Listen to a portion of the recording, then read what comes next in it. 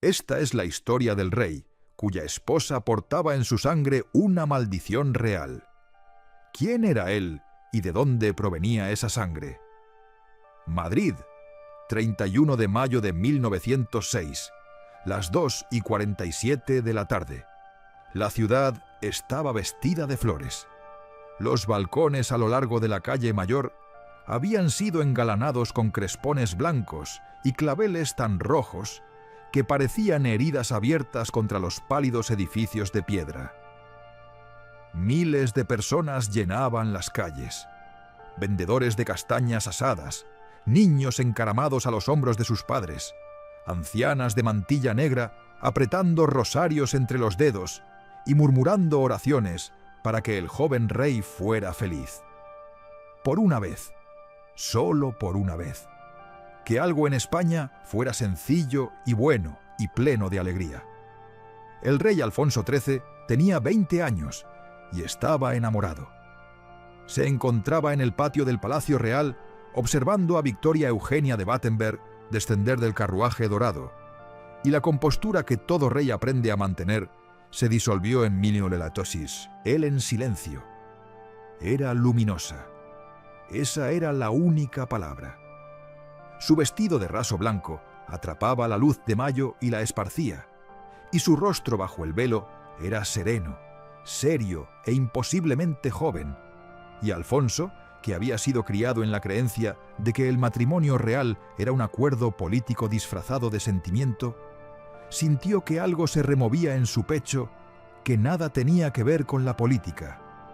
Él la había elegido. Eso era lo extraordinario. En una época en que los matrimonios reales eran negociados por intermediarios y aprobados por comités y debatidos en ministerios de exteriores, Alfonso XIII había mirado una fotografía de Victoria Eugenia, Ena, como la llamaba su familia, y había tomado una decisión que era, en su esencia, la decisión de un hombre joven. Era hermosa, era bondadosa, era nieta de la reina más famosa que jamás había vivido, y tenía algo en sus ojos en aquella fotografía, cierta cualidad de serenidad, de inteligencia tranquila que Alfonso reconoció como lo que le había faltado en su propia vida ruidosa, precaria y solitaria. Él había pedido, ella había aceptado. Se había convertido al catolicismo por él, dejando atrás la fe de su infancia, la fe de los largos inviernos ingleses de su abuela, y había cruzado a su mundo sin quejarse. La corte española no la había acogido del todo. Era extranjera, era protestante reconvertida al catolicismo. Hablaba español con un acento que hacía torcer el gesto a las damas de la nobleza. Pero a Alfonso no le había importado. Él la había elegido, y lo que un rey elegía, un rey lo protegía. La multitud rugió cuando ella se aproximó, y Alfonso sonrió. Y en ese momento, con el sol de mayo cayendo sobre Madrid y las flores desbordando cada ventana y toda la gozosa maquinaria de la celebración girando a su alrededor, era perfectamente posible creer que aquello era el comienzo de algo hermoso y duradero. 40 minutos después, un anarquista llamado Mateo Morral arrojó una bomba oculta dentro de un ramo de flores desde un balcón de la calle Mayor, y 23 personas murieron en la calle de abajo. Los caballos murieron. Los carruajes quedaron destruidos. El aire se convirtió en humo y gritos y olor a sangre bajo el calor de la tarde. Cuando el polvo se asentó, el vestido de boda de Ena estaba empapado de rojo. No era su propia sangre, sino la de quienes la rodeaban, salpicada sobre el raso blanco que minutos antes había atrapado la luz del sol. Alfonso y Ena permanecieron en pie entre los escombros, ilesos. Él tomó su mano, la sostuvo. En medio del caos y el ruido y el horror, con cuerpos siendo retirados de la calle, y soldados corriendo, y la multitud que ya no rugía sino que sollozaba, él la miró y ella le miró. Y ninguno de los dos habló, porque algunos momentos son demasiado grandes para las palabras. Habían sobrevivido. Estaban vivos y eran jóvenes y estaban juntos. Y España aún era de ellos. Y la terrible mañana no los había matado. Y Alfonso miró a su novia, su elegida, su Ena, su esposa de 40 minutos, y creyó, con todo su ser, que haber sobrevivido aquello significaba que sobrevivirían todo. Tenía razón en lo de la bomba. No podía saber lo del gen. Llevaba mucho tiempo viajando hacia él. La reina Victoria había nacido en 1819, y en algún punto de la larga historia del ADN, replicándose a través de generaciones, una sola letra de su código genético había sido copiada incorrectamente. No una palabra, no una frase, no un capítulo. Una sola letra en un texto de 3.000 millones de letras. Una errata, invisible, indetectable para cualquier ojo o instrumento que existiera en el siglo XIX. Victoria nunca supo que estaba allí. No sintió nada, no sufrió nada. Vivió hasta los 81 años, gobernó el Imperio Británico durante 63 de ellos y en todos los aspectos observables gozó de una salud robusta y formidable hasta casi el final. Pero luego transmitió. La mutación afectaba a una proteína responsable de la coagulación sanguínea. Las portadoras, mujeres que tenían una copia normal y una copia defectuosa del gen correspondiente, nunca mostrarían síntomas. Su sangre coagularía perfectamente. Vivirían vidas ordinarias, sin saber jamás lo que portaban, sin sospechar que la letra invisible de su ADN había sido reescrita en algo que, en hijos y nietos y bisnietos, se volvería catastrófico. Hemofilia B, una afección en la que la sangre, cuando escapa de un vaso sanguíneo, no deja de fluir. Un hematoma se convierte en una hemorragia. Un pequeño corte se convierte en una crisis. Una caída de la que un niño ordinario se levantaría puede, en un niño hemofílico, provocar una hemorragia interna que no cesa. El hijo de Victoria, Leopoldo, murió a los 30 años de una hemorragia cerebral tras una caída leve. Victoria lo lloró y siguió adelante, porque las reinas no tienen la opción de detenerse. Sus hijas Alicia y Beatriz llevaban el gen en sus células, silencioso y fiel, y lo transmitieron a sus propias hijas, y esas hijas lo portaron hasta las casas reales de Rusia, Alemania y España, oculto invisiblemente dentro de los prestigiosos linajes que todos examinaban con tanto cuidado en busca de pureza y abolengo. Nadie comprobó la letra rota. Nadie sabía que debía comprobarla.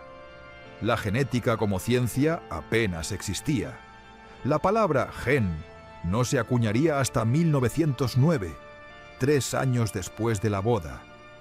Así que Ena llegó a Madrid portando algo que no sabía que portaba, y Alfonso la recibió sin saber lo que estaba recibiendo. Y todo el vasto aparato cortesano que escrutaba cada detalle de los antecedentes de una novia real, cada ancestro, cada conexión, cada lealtad, todo ello pasó por alto la única cosa que importaba. Se casaron, fueron felices, no la felicidad fingida de los retratos reales, sino algo más real, más ordinario, más difícil de sostener. La felicidad de dos personas jóvenes que intentaban genuinamente construir una vida juntas dentro de una institución que no fue diseñada para la felicidad genuina. Ena aprendió español. Aprendió a moverse por la corte, a entender qué opiniones de las damas importaban y cuáles podían ignorarse sin riesgo, a soportar las interminables ceremonias religiosas y cenas de Estado y actos públicos con una elegancia que Alfonso observaba con callado orgullo. No era española, pero lo intentaba. Y Alfonso valoraba el intento casi más que el éxito. No era un hombre fácil de amar. Era brillante e inquieto e incapaz de estarse quieto, física o políticamente. Tomaba decisiones con rapidez y las cambiaba con mayor rapidez aún. Tenía el temperamento borbónico, apasionado, impaciente, propenso a los grandes gestos y a los giros repentinos. Necesitaba a alguien firme a su lado, y Ena era firme. Era el centro inmóvil de su vida giratoria, y él lo sabía, y en la intimidad de su matrimonio le estaba agradecido por ello. Cuando ella le dijo que estaba embarazada, él lloró. No de tristeza, sino de un sentimiento que no sabía nombrar del todo. Algo entre el alivio y el terror y el amor profundo y abrumador. Iba a ser padre. La dinastía que había heredado iba a continuar. Y algo en eso le pareció por primera vez enteramente suyo. Su hijo nació el 10 de mayo de 1907. Le pusieron Alfonso, príncipe de Asturias. La corte celebró. España celebró. Los periódicos publicaron fotografías del joven rey sosteniendo a su heredero, y Alfonso miraba a la cámara con una expresión de alegría pura y sin sombras, que era rara en las fotografías de los reyes. Entonces la herida de la circuncisión no dejó de sangrar. Los médicos trabajaron durante horas, para una herida que debería haberse cerrado en minutos. Cuando por fin lograron detener la hemorragia, la sala quedó en un silencio al que nadie puso nombre, porque nombrarlo lo habría hecho real. A Alfonso le dijeron que su hijo tenía una fragilidad, una delicadeza, algo que requeriría un manejo cuidadoso. No le dijeron la verdad completa todavía. Quizás los médicos esperaban estar equivocados. Quizás necesitaban más tiempo para estar seguros. Quizás simplemente no tenían el valor de decirle a un rey, al día siguiente del nacimiento de su heredero, que la sangre del heredero no coagulaba. Cuando la verdad llegó sin rodeos. Hemofilia, heredada por línea materna. No se podía garantizar al príncipe de Asturias una esperanza de vida normal. No podía jugar bruscamente, no podía caerse, no podía vivir con el abandono físico ordinario de la infancia. Había heredado la mutación que había viajado desde Victoria de Inglaterra a través de Beatriz hasta Ena y hasta esta pequeña vida recién nacida. Lo que Alfonso le dijo a Ena en ese momento, «Me has dado un hijo que no puede ser rey», o palabras en ese sentido, pues la cita exacta es disputada y puede ser apócrifa, no fue lo peor que un marido le haya dicho jamás a una esposa. La historia ha registrado cosas mucho peores, pero fue lo que lo cambió todo entre ellos, porque situó la culpa en ella, en su cuerpo, en la letra invisible de sus células que ella no había elegido y que no habría podido conocer y que habría dado cualquier cosa por deshacer. Ella no lo sabía. Ese es el hecho que más importa, y es el hecho que Alfonso, en su dolor y su conmoción y su miedo, no podía sostener del todo. Ella no lo sabía. Tenía 22 años en un país extranjero y había dado todo lo que tenía. Y el resultado había sido un hijo al que amaba completamente y un marido que ahora la miraba con algo detrás de los ojos que no había estado allí la mañana de la bomba, cuando él le había tomado la mano en la calle y habían sobrevivido juntos.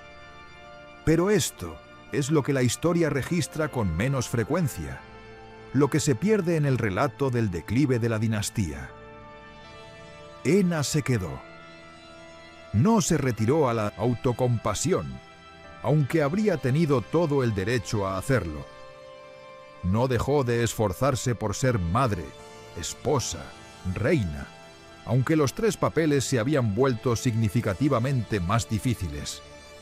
Amó a su hijo hemofílico con la ferocidad específica que las madres reservan para los hijos que requieren más vigilancia, más delicadeza, más creatividad para encontrar maneras de dar un mundo peligroso a un niño que no puede permitirse ser herido por él.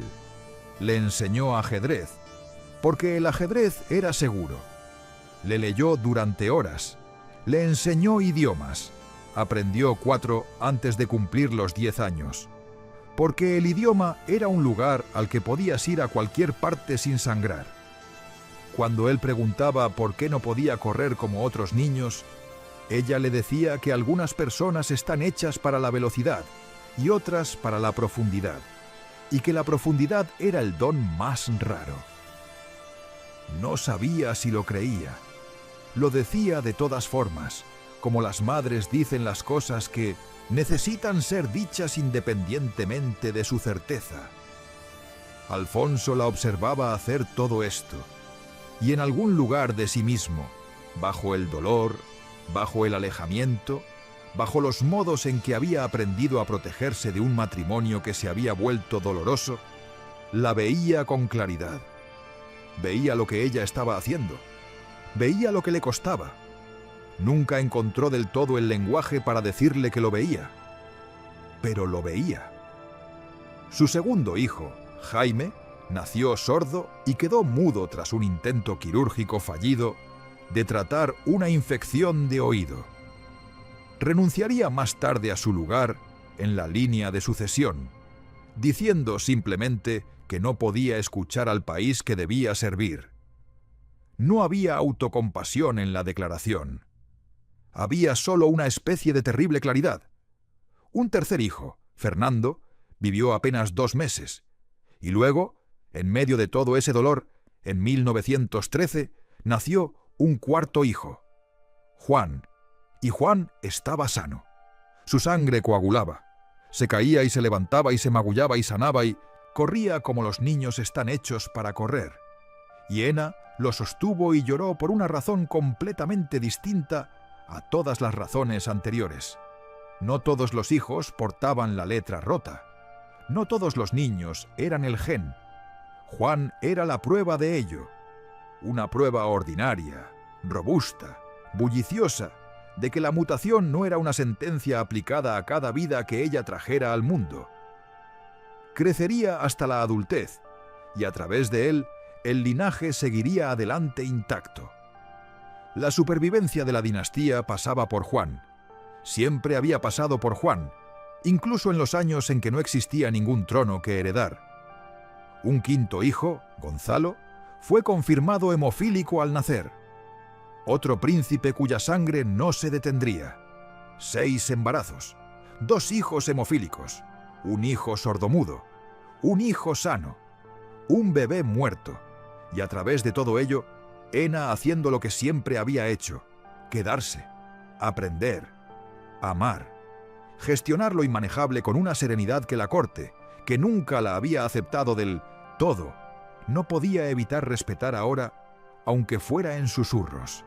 El joven príncipe Alfonso creció hasta convertirse en un muchacho serio y gentil. Comprendió pronto que su cuerpo era una negociación, no algo dado. Entendió que el extraordinario privilegio de ser heredero al trono de España tenía un precio extraordinario.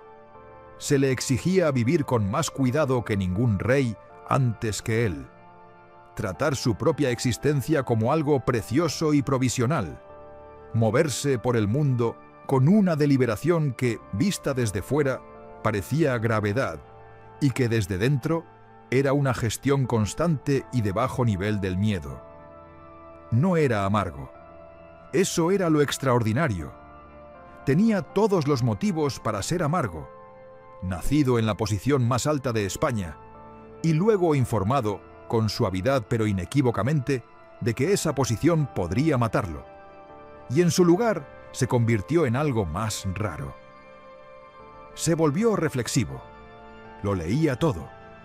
Hacía preguntas que incomodaban a sus tutores, el tipo de preguntas que hacen los niños cuando han pasado demasiado tiempo pensando en la mortalidad. ¿Qué significa para un país sobrevivir a su rey? ¿Qué debe una dinastía al pueblo que cree en ella? ¿Es posible amar algo que no elegiste? Le hacía estas preguntas a su madre, porque ella era la persona en quien más confiaba en una corte llena de personas fingiendo lealtad. Ena respondía con cuidado, con honestidad, como siempre le había hablado. Le decía que el amor que no tiene elección en sí mismo es a menudo el más profundo. Le decía que España valía lo que le pedía. Le decía que un rey que entendía la fragilidad estaba mejor preparado para la monarquía que uno que nunca la había conocido. Él escuchaba, asentía. Tenía 13 años y escuchaba como a veces escuchan las personas muy mayores, como si estuviera coleccionando algo para guardar. Al otro lado de los muros del palacio, España se fracturaba.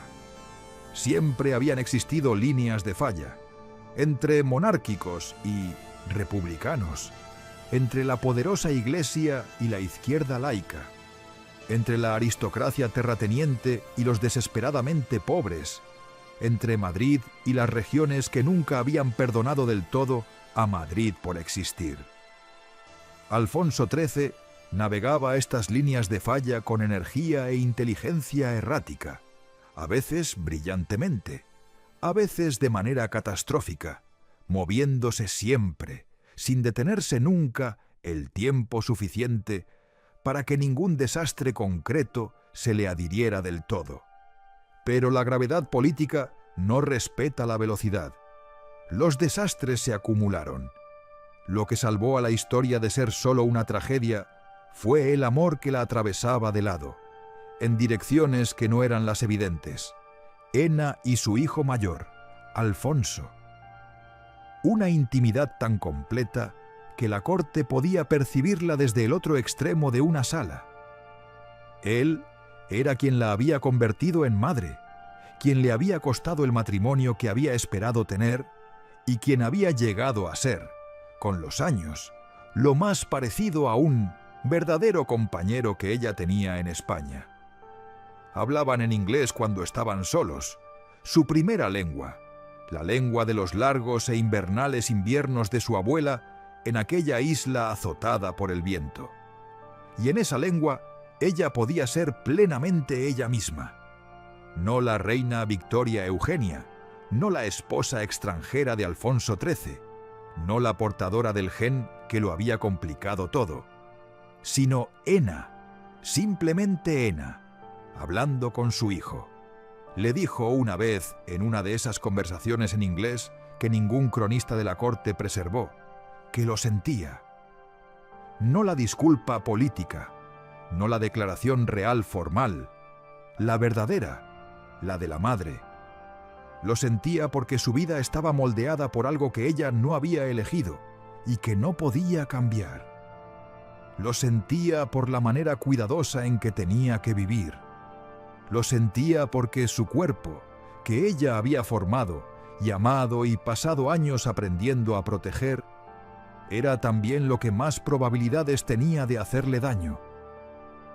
Él le dijo, tenía 17 años cuando ocurrió esta conversación, la edad suficiente para decirlo en serio, que no necesitaba disculparse por lo que no había elegido, que su cuidado no era una compensación por el gen, era algo propio, separado y completo, que había crecido sabiendo que lo amaban profundamente, y que eso no era poca cosa, que era, de hecho, la cosa más grande. Ella lloró. Él se turbó, como los jóvenes de 17 años se turban ante las lágrimas de su madre, y luego le pasó el brazo por los hombros, como los hijos acaban haciendo, y se sentaron juntos en la biblioteca privada del palacio, mientras Madrid se movía al otro lado de las ventanas, y cualquier contabilidad compleja que existe entre madres e hijos y la terrible herencia del amor la habían saldado entre ellos. Él renunció a sus derechos a la sucesión en 1933 para casarse con una mujer cubana de origen no noble. Su padre estaba furioso. La corte estaba escandalizada. Los periódicos escribieron sobre la abdicación del deber, el fracaso de la responsabilidad real, el insulto a España. Lo que ningún periódico escribió fue esto.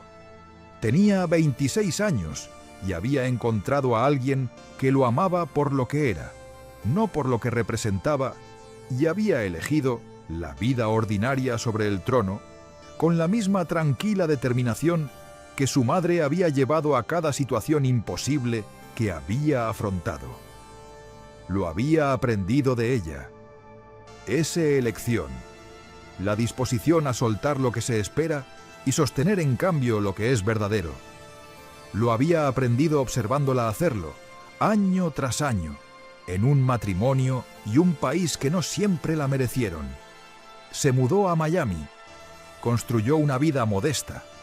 Era, según quienes lo conocieron allí, feliz, genuina, simple, ordinariamente feliz, de una manera que el palacio nunca había permitido del todo. En 1938 sufrió un pequeño accidente de tráfico. La herida no cerraba. Murió a los 31 años por hemorragia interna. Solo un año mayor que su tatarabuelo Leopoldo había tenido. La misma causa, la misma letra rota en el genoma replicada fielmente a través de 4 generaciones, llegando finalmente aquí, a un hospital de Miami, lejos de Madrid, lejos del palacio y la corte y la calle destrozada por la bomba, el día de la boda de sus padres. Fue enterrado discretamente. Su madre, en el exilio ya, Alfonso XIII, había abandonado España en 1931, cuando se proclamó la República, y la familia se había dispersado por Europa. Recibió la noticia en Lausana. Se quedó sola con ella durante mucho tiempo. Luego le escribió una carta que no podía enviar, como las madres escriben cartas a hijos que han muerto, como si el acto de escribir fuera en sí mismo una manera de negarse a aceptar que la conversación ha terminado. Nadie sabe lo que escribió. Después la quemó. Gonzalo murió en 1934. Tenía 19 años, muerto por hemorragia interna tras un accidente de tráfico en Austria. El segundo hijo, hemofílico, desaparecido 6 años después de que la familia hubiera ya perdido casi todo lo demás. Alfonso XIII murió en Roma en 1941, en una habitación de hotel, en el exilio, rodeado de la menguante corte en el exilio que le había seguido desde España. Había pasado 10 años viendo disolverse la dinastía y morir a los hijos y volverse irreconocible el país para cuyo gobierno había nacido. No había sido un rey perfecto, ni un marido perfecto, ni un padre perfecto. Había cometido errores que los historiadores han pasado décadas catalogando. Había causado daño real a personas reales, con decisiones reales, pero en aquellos últimos años, despojado del palacio y la posición y la representación, se había convertido, según quienes estuvieron con él, en algo más sencillo. Un hombre que echaba de menos a su esposa, un hombre que pensaba en sus hijos, un hombre que sostenía en sus manos su propia complicidad y la examinaba lentamente, como las personas que envejecen, examinan las cosas que no pueden deshacer, tratando de comprender su peso. Le escribió a Ena cerca del final. La carta no era política, ni real, ni formal. Era la carta de un marido, imperfecta y tardía. El tipo de carta que llega demasiado tarde para reparar lo que aborda, pero que importa de todas formas. Porque escribirla fue un acto de honestidad que costó algo. Ella la guardó. Nunca habló públicamente de lo que contenía. Ena les sobrevivió a todos. Alfonso murió en 1941. Sus hijos hemofílicos murieron en los años 30. La España que ella había conocido dejó de existir y se convirtió en algo irreconocible bajo Franco. Vivió en el exilio en Lausana durante décadas, una anciana en una ciudad extranjera, cuidando la memoria de una vida que había sido moldeada por una sola mutación invisible, que nunca había elegido y que nunca habría podido conocer. Cerca del final de su vida, le preguntaron si se arrepentía de haberse casado con Alfonso. Hizo una larga pausa antes de responder, tan larga que el entrevistador empezó a llenar el silencio. Ella le detuvo. Dijo: «Amé España. Nunca dejé de amar España». No era la respuesta a la pregunta que le habían hecho. Era una respuesta mejor. Era la respuesta que contaba la verdadera historia. Que lo que había amado no había sido disminuido por lo que le había costado. Que la mutación y el dolor y los años de cuidadosa actuación pública sobre la devastación privada no la habían curado de lo que sentía por el país que había elegido al elegir a su rey. Que el amor, cuando es real y no meramente representado, sobrevive incluso a las catástrofes que no puede prevenir.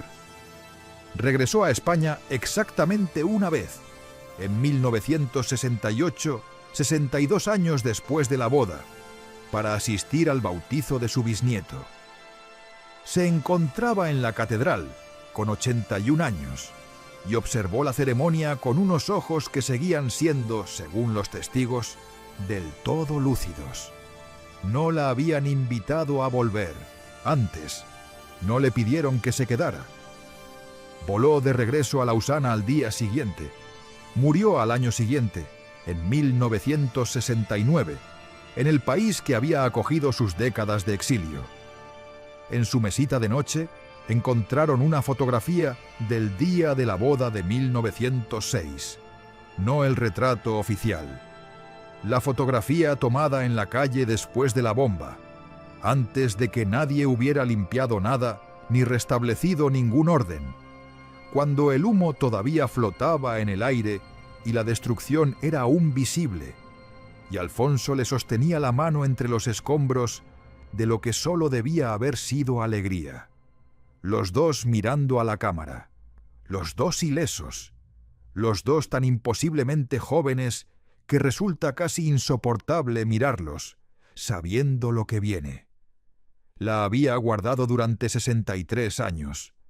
La peor fotografía del mejor día o la mejor fotografía del peor día, dependiendo quizás de cómo se midan los días, de si se cuenta la supervivencia como una especie de victoria, independientemente de lo que venga después. Esto es lo que un gen no puede saber. No puede saber a través de quién viaja. No puede saber los nombres de las personas que lo portan, ni los países a los que lo llevarán, ni las dinastías que complicará mientras se replica fielmente hacia adelante a través de generaciones. No tiene plan, no tiene malicia. Es simplemente una letra en un texto de 3.000 millones de letras, copiada incorrectamente una vez, copiada correctamente todas las veces posteriores, pasando de madre a hijo, a nieto, a bisnieto, con la precisión sin mente de la herencia biológica. Pasó por la reina Victoria, que no sabía nada de ello, que gobernó su imperio y lloró a su hijo y envió a sus hijas a las casas reales de Europa, sin saber que también enviaba a este pasajero invisible consigo. Pasó por Beatriz, que no sabía nada de ello, que fue cuidadosa y devota, y nunca sospechó ni por un momento que su propio cuerpo contenía algo que complicaría la vida de su hija y las vidas de los hijos de su hija. Pasó por Ena, que no sabía nada de ello, que cruzó de Inglaterra a España y se convirtió en su fe, y aprendió una nueva lengua y amó a un hombre difícil y crió a hijos dañados y brillantes con una serenidad que no era fácil ni era natural, y que fue, al final, enteramente elegida. Y esto es lo que tiene la serenidad elegida. Es más fuerte que la fragilidad heredada. No porque el amor sea siempre más fuerte que la pérdida. No lo es. Cualquiera que haya vivido lo suficiente sabe que no lo es. Sino porque el amor está más dispuesto a seguir intentándolo. Porque el amor se quedará en una habitación de la que la pérdida se irá. porque el amor encontrará el lenguaje para la próxima conversación, incluso cuando la última terminó mal. Encontrará la fotografía que vale la pena guardar, incluso cuando el día que captura fue también terrible. Encontrará la carta que vale la pena escribir, incluso cuando llega demasiado tarde. Los hijos y nietos de Bunter-Ena llevaron la dinastía hacia adelante. No la dinastía de sangre pura y tablas genealógicas. Esa dinastía, la que Alfonso XIII había tratado de preservar, había desaparecido. Sino la dinastía real, la humana, la que no está hecha de reclamaciones y documentos, sino de amor transmitido de generación en generación, de serenidad modelada, aprendida y practicada, de la elección, hecha una y otra vez, por Ena, luego por sus hijos, luego por sus nietos, de quedarse cuando marcharse habría sido más fácil. En 1975, España regresó a la democracia y la monarquía volvió con ella. Juan Carlos I, hijo del infante Juan, nieto de Alfonso y Ena, se convirtió en rey. No en rey de un imperio y poder absoluto, sino en rey constitucional, guardián de un Estado democrático, un hombre que en 1981 compareció en televisión nacional y ordenó a un golpe militar que se rindiera en un discurso tan llano y tan sin miedo, que los soldados obedecieron. El linaje había pasado por Juan, el hijo sano, aquel a quien el gen había respetado y había llegado aquí, a un rey lo suficientemente firme para salvar el país que su abuelo había perdido. Tenía la serenidad de su abuela. Se podía ver en cómo sostenía la mirada a la cámara cuando hablaba. Quieto, seguro, no representando la seguridad, sino poseyéndola, que es algo completamente distinto. El gen de la hemofilia no pasó por esa línea. La medicina moderna lo habría hecho irrelevante en cualquier caso. La letra rota seguía allí, presumiblemente, en algún lugar de la larga cadena de herencia. O se había perdido en el barajado de genes a través de generaciones. Ya no importaba. Lo que importaba era lo que se había transmitido junto a ella, o quizás a pesar de ella.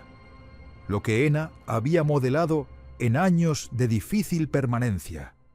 Lo que sus hijos habían aprendido viéndola responder a preguntas imposibles, con honestidad en lugar de representación.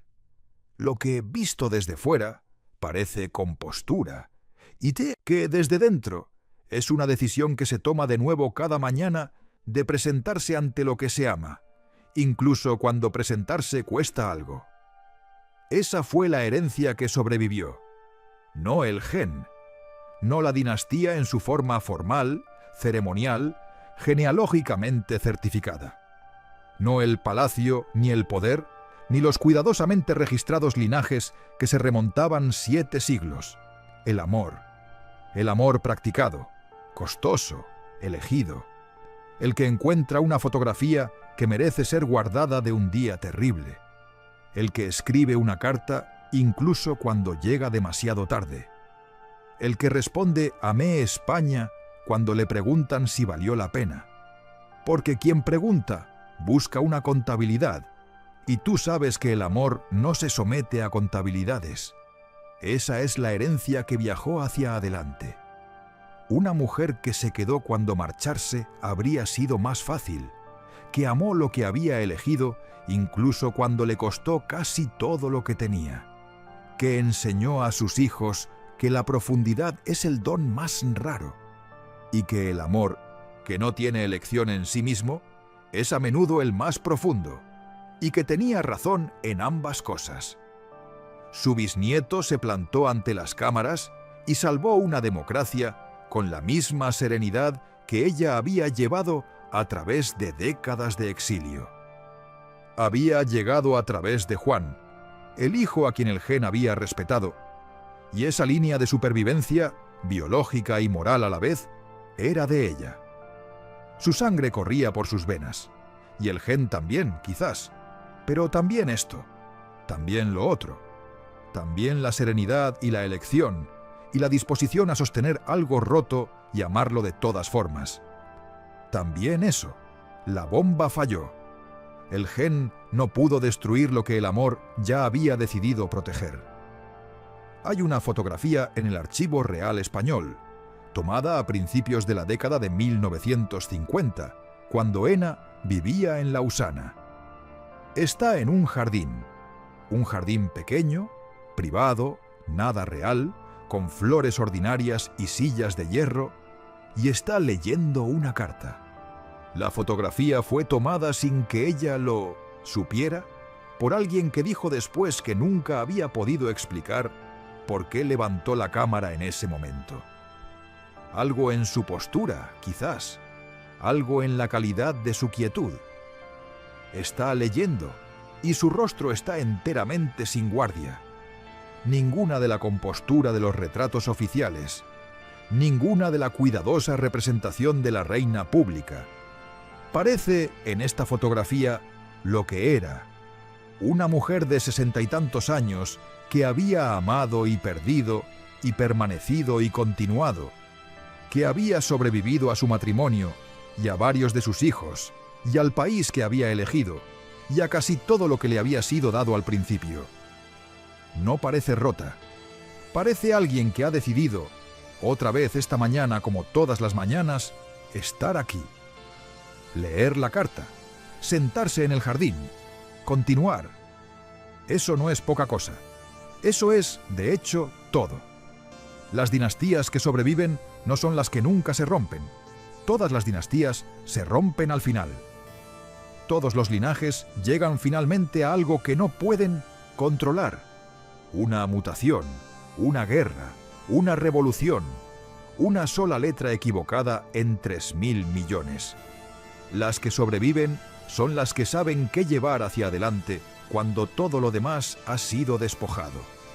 Las que entienden la diferencia entre el trono, que es un mueble, y la herencia, que es una manera de estar en el mundo.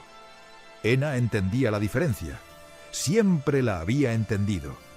Esa era la dinastía. Eso fue lo que duró.